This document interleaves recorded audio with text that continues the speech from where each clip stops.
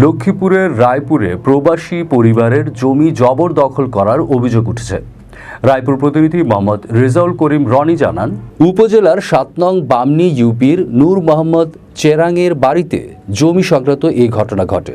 ২০২২ সালে জমি সংক্রান্ত একটি বিরোধকে কেন্দ্র করে মারামারির ঘটনায় দেলোয়ার হোসেন দুলাল নামে এক ব্যক্তির মামলার পর গত শুক্রবার ১২ এপ্রিল জমির বিরোধ পুনরায় জন্ম নেয়। সেদিন হত্যা চেষ্টা সহ চাঁদা দাবি করে বিবাদীরা।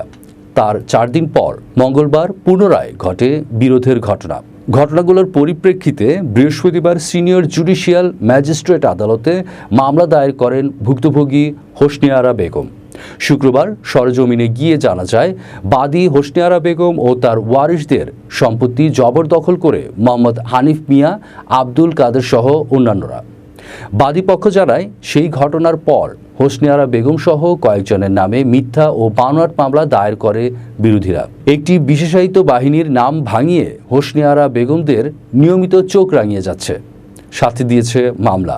ভুক্তভোগী হোসনে আরা বেগম বলেন, আমাদের নামে মিথ্যা ও বানোয়াট মামলা দিয়েছে, আমাদের জমি জবরদখল করে খাচ্ছে, আমরা এর বিচার চাই। মামলার প্রধান আসামি মোহাম্মদ হানিফ মিয়া বলেন, আমি বাড়িতে থাকি না, এ ব্যাপারে আমি কিছুই জানি না। তার মা রশিদা বেগম বলেন, তাদের দাবি মিথ্যা, আমার ছেলেকে ফাঁসানো হয়েছে। আমি একজন প্রবাসী, আমি বাইরে থেকে আসছি। তো আমার বাড়ি শরীরকার এই ঘরটা নিয়ে জোর করে আমার জায়গার ঘরটা উঠেছে, আমার একদম ঘরের সামনে, ঘরের ভিতরে বাথরুম উঠেছে।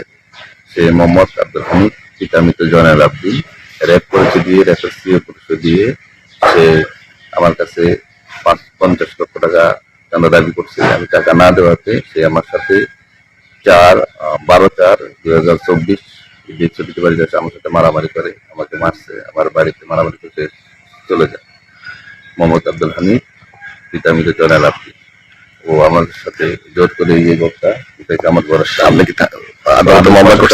আমি প্রশাসনের কাছে দৃষ্টি আকর্ষণ করছি, প্রশাসন যেন এই বিড়িটা দেখে ওকে আইনের আওতায় সুস্থ তদন্ত করে সুস্থ বিচারটা করে।